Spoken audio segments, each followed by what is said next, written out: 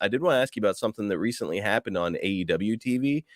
Sting announced that he's going to be retiring after 38 years as an active wrestler. Jim, what are your thoughts on Sting hanging up the boots in 2024? Well, what a great run the guy's had. I seen his whole progression from back in Mid-South where I think they were Blade Runners. Yeah.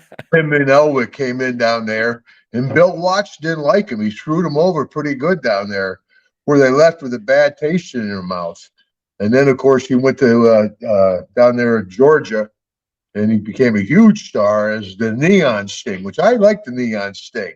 Me too. But what a professional move to switch. I mean, that was a big gamble for the guy, I would think, to switch for something that sticks with him to go into the Crow Sting with a whole different look, Yes. That'd be like me carrying a hacksaw instead of a 2x4. That'd be a big change. And he took it, and of course took it to a whole nother level. And everybody talks about the Mount Rushmore of wrestling. And, she always hears Sting's name mentioned. He's one of those guys that rotate up there. He's one of the top guys. And he's a good guy. I got along good with Sting. I played a lot of cards with Sting. I'll tell you a quick Sting story. We were over in Europe, and we were doing a tour over in Europe. And, of course, the guys went out and partied pretty good. And I was with the Nasty Boy Knobs. We're out in about 2 o'clock in the morning. Everybody's got a time limit of knobs, Hogan's got like a 3-month time limit. I got a 3-day time limit, and I could put up with him for 3 days. Big Boss Man had a 3-second. He walked in, he'd see Knobs in the dressing room, he'd turn around and walk out, Now he'd go, big fat man, where you going, big fat man?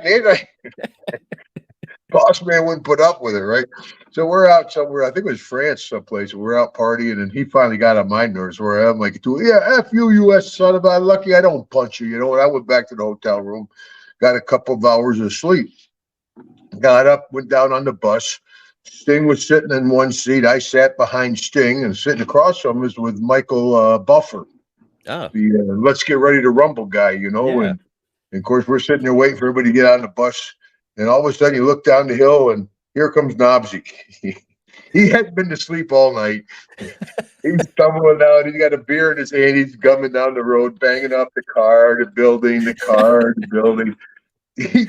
He gets on the bus, gets in the first seat. Hey, F you, screw you, F you, boom, screws with everybody on the bus, Me and Sting are talking about the card game.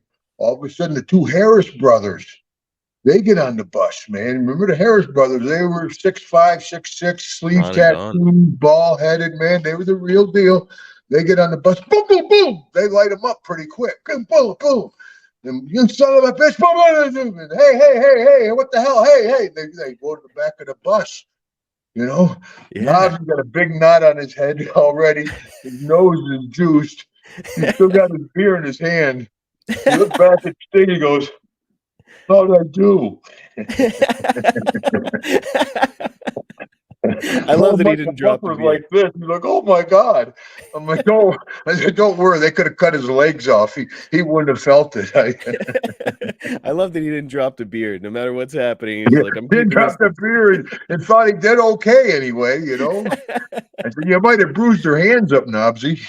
My God, what a character. We're gonna have Sting, to talk more about him. Yeah, Sting, we back in the day played a lot of cards together. Good guy.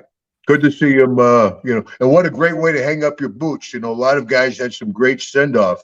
Some other guys, not so much.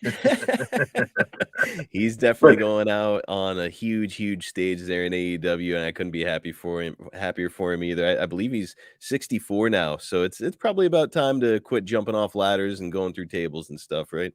Yeah, he was an extreme guy too. Like spent that time coming off from the ceiling and all that. That's a stuntman's job. That's not really a wrestler's job. Hey, we want you to repel from the ceiling, and then set yourself on fire. Watching some of those too, he would come flying down from the ceiling. Oh man, all those guys that would do that stuff. I wouldn't get on the top rope. Screw that. Oh no, thank you. Forget the top of the building. But Sting, what a great talent. And I don't think he had a lot of heat with a lot of guys. I think most people speak well of Sting.